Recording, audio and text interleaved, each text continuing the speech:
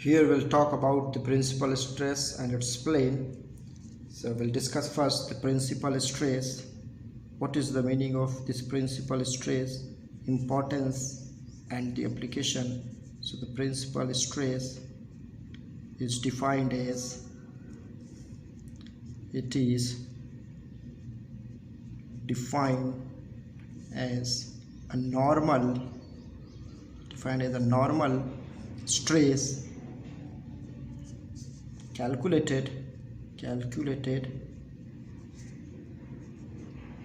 at an angle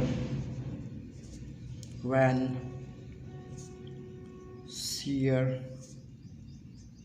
stress is considered as 0.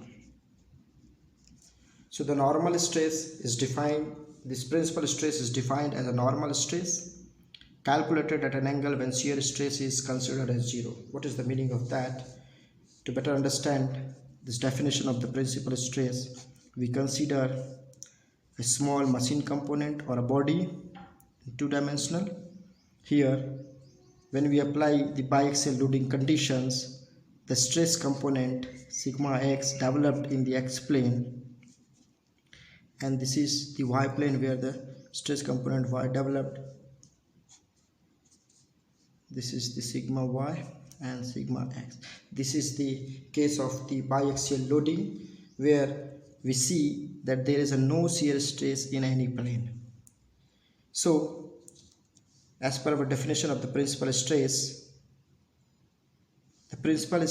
acts on a plane where the shear stress is considered as a 0. Means there is no shear stress. The value of shear stress is 0, where the stress which acts, that is called the principal stress. So here, because of the absence of the shear stress component in this x-plane, this plane is called principal plane. Because in this plane shear stress is absence, and the stress component which act in this principal plane or normal to this principal plane is called the principal stress. Similarly, in a y-plane there is no shear stress, therefore this plane is called principal plane. I am writing this principal plane as a PP, and the stress component which act in this principal plane is called the principal stress. This is also called the principal stress. Similarly, here also this plane will be the principal plane, and the stress component which act on this principal plane is called the principal stress. This plane will also be the principal plane, and the stress which act on this plane is called the principal stress.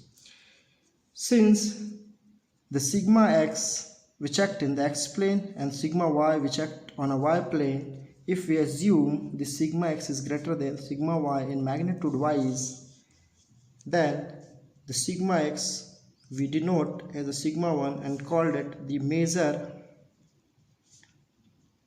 principal plane, because the magnitude of the sigma x is more than the magnitude of the sigma y.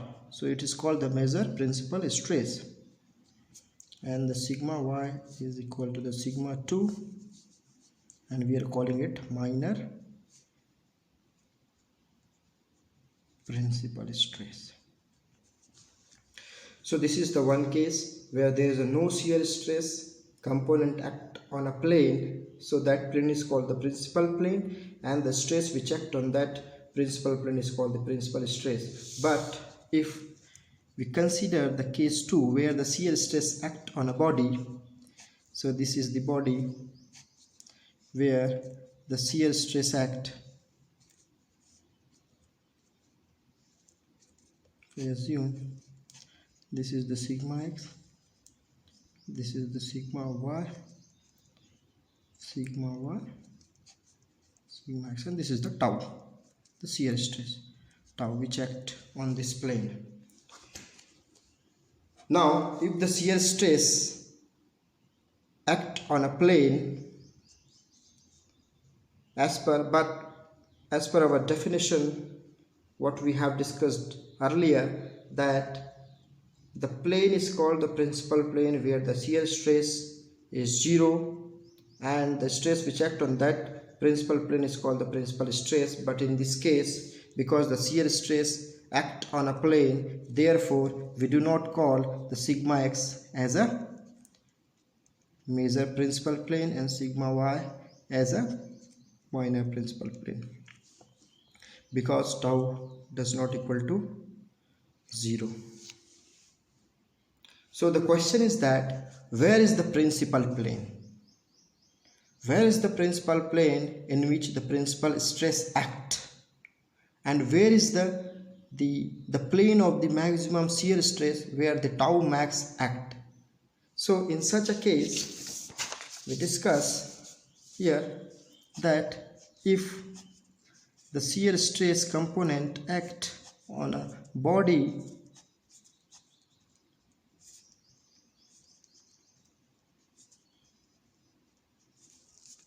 so the principal plane will be inside the body. So the principal plane will be inside a body at an angle alpha with this vertical. Now in such a case where the sigma xy means the normal stress and shear stress both act, this is called the complex state of stress condition. In that case, the principal plane will be at an angle alpha with this vertical. So this plane is called the principal plane. And this plane, in this principal plane, the principal stress will act. This alpha is called the angle of major principal plane, where the sigma 1 act here, this sigma 1 act in this major principal plane, and the alpha 1 is called the angle of minor principal plane, and the alpha 1 would be alpha plus 90 degree. This is the angle of minor plane, and from here if you draw the 90 degree, this is the 90 degree if you draw. So this is the new plane, this is the new plane where this is the element there, and this is called the principal plane where the major principal stress sigma 1 act, and this is called the minor principal plane where the minor principal stress sigma 2 acts.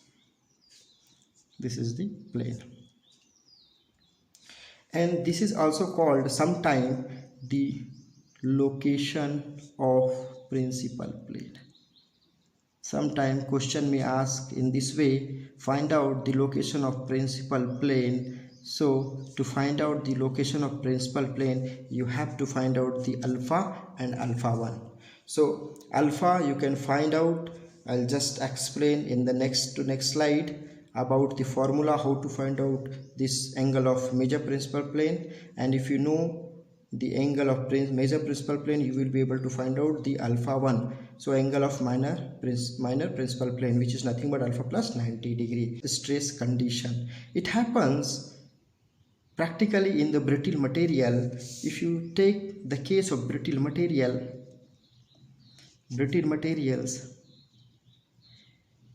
that brittle materials fail due to the maximum principal stress. What happened? Sometime when we apply the load onto the material, because of that load, sometime the stress inside the material, anywhere else inside the materials, becomes more and more compared to the stress which act in the outer surface which we have applied. In such a case where the stress is maximum, so material fails or start to fails along this principal plane. So material fails along this principal plane at an angle of alpha with this vertical. So sometimes this stress value is larger than the stress value what we have applied in the outer surface of the material, and because of this this major principal stress, the material start to fail along this material. In that situation is called, so in brittle materials conditions situations, this type of failure occurs. So this is the plane of principal stress. Now the another question is that where is the plane of maximum shear? So next, the plane of maximum shear, plane of maximum shear, where this maximum shear stress act. So in such a case where the shear stress applied onto the material, because of the maximum shear stress, sometime inside the material the shear stress value is larger than or greater than the shear stress which we have applied outer of the surface, then what happened, the material start to fail along the certain angle which is 45 degree from the alpha, and this plane is called the plane of maximum shear. And in this plane the shear stress value is more, this is called the maximum tau. So maximum shear stress act on this plane and it is in 45 degree from this principal plane. This type of failure occur mainly in the ductile materials.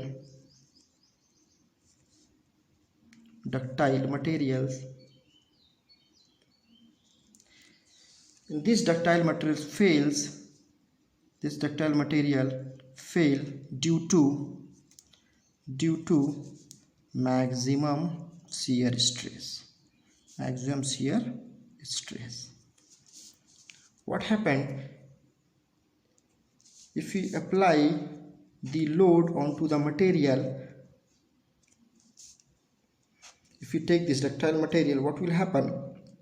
The material start to fail in cup and cone shape in such a manner that you can see here. This looks like cup and cone. Like here I draw.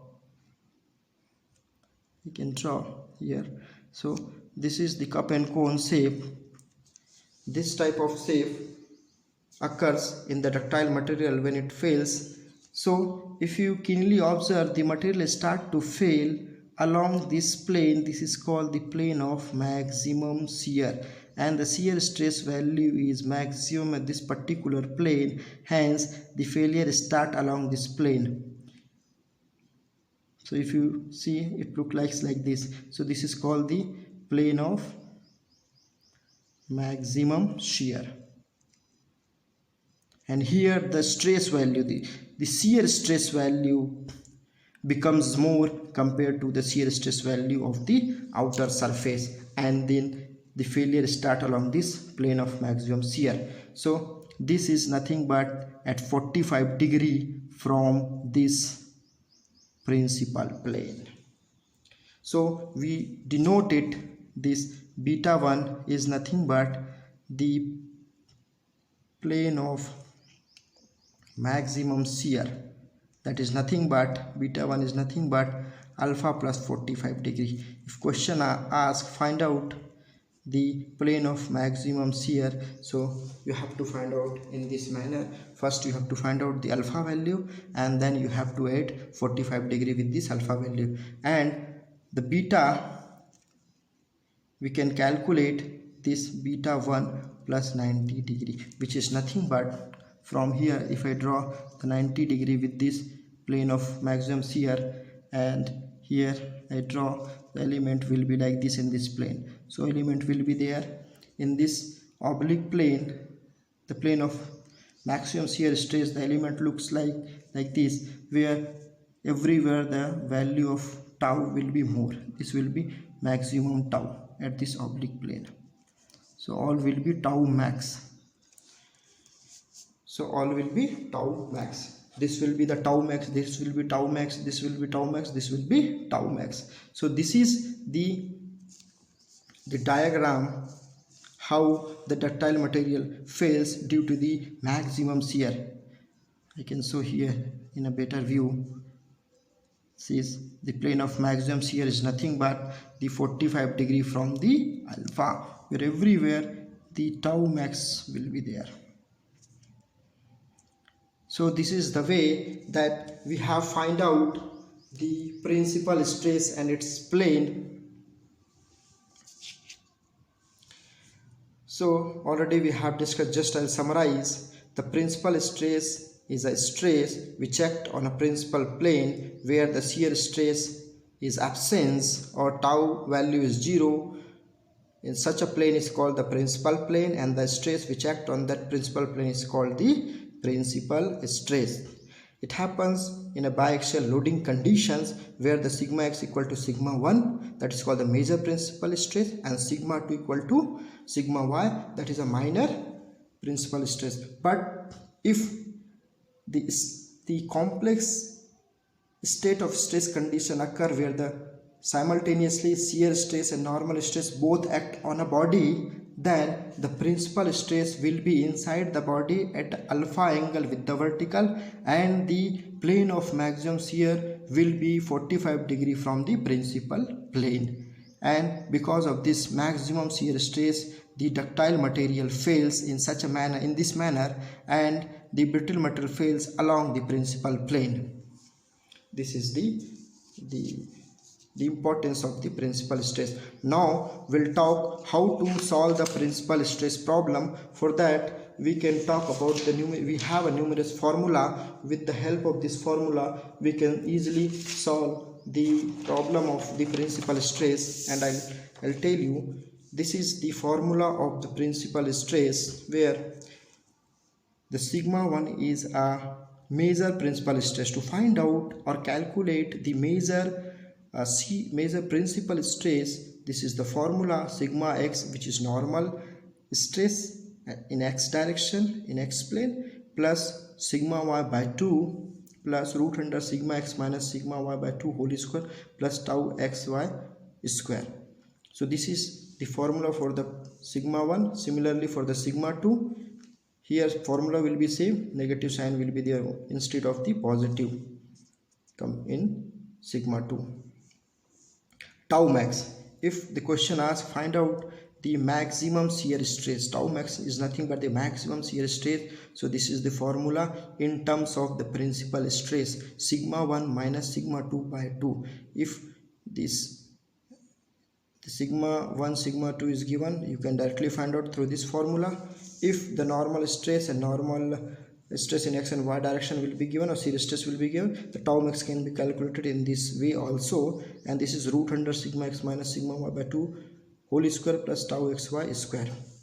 Then if the question asks that find out the location of principal plane, so location of principal plane already we have discussed in the earlier discussion, that the principal plane is nothing but the plane which is at alpha angle with the vertical, means we have to first find out the angle of the major principal plane. So tan 2 alpha is equal to 2 tau xy upon sigma x minus sigma y. This is the formula to find out the alpha. If you know the alpha, you will be able to find out the alpha 1, that is alpha plus 90 degree, means the plane of the angle of the minor principal plane.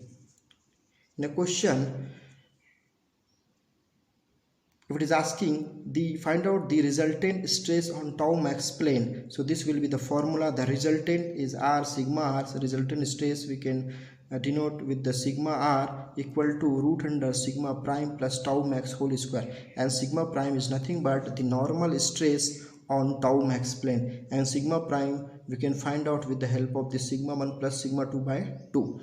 The obliquity on tau max plane, if obliquity can be asked in the question, then obliquity can be find out with the help of this formula, the phi equal to tan inverse tau max by sigma prime. This phi is nothing but the angle of resultant with the normal stress. If this is the normal stress in a component, in y direction sigma prime, and this is the tau max in any oblique plane, then the resultant of sigma prime and tau max will be sigma r, and the phi is nothing but the angle between the sigma prime and sigma r. So this is the obliquity. So obliquity is nothing but phi equal to tan inverse tau max by sigma prime. You can find out in this manner.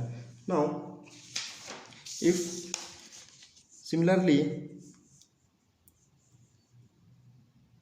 if it is asking in the question that find out the normal stress on a tau max plane, then sigma prime is equal to sigma 1 plus sigma 2 by 2, you can find out. And the resultant of, and asking the resultant, if it is asking that the resultant stress, find out the resultant stress on oblique plane, with oblique plane, then the resultant are in oblique plane. Theta is nothing but in any oblique plane. So sigma r theta can be find out by sigma theta square plus tau theta square. And we know that how to find out the sigma theta. Already we know that sigma x plus sigma y by 2 plus minus sigma y by 2 cos 2 theta plus tau xy sine 2 theta. This is the formula to find out the sigma theta value. Similarly, tau theta minus sigma x minus sigma y by 2 sine 2 theta plus tau xy cos 2 theta. So this is the formula to find out the sigma theta, tau theta, and the resultant stress on any oblique plane. So this was the complete description of the principal stress and its plane and their related formulas. So with the help of this formula, this is the analytical formula. Actually the principal stress can be found out with the help of the two method. It can be found out with the help of two method. This principal stress can be found out, principal stress can be found out or calculated with the help of analytical method, and the second one Mohr circle. With the help of this is the analytical method, this is the graphical method. So we have a two method to solve the problem of principal stress, in which this analytical method already I have discussed just now, and in the next lecture I will discuss on the Mohr circle how to use this graphical method to find out the principal stress. Till then, thank you.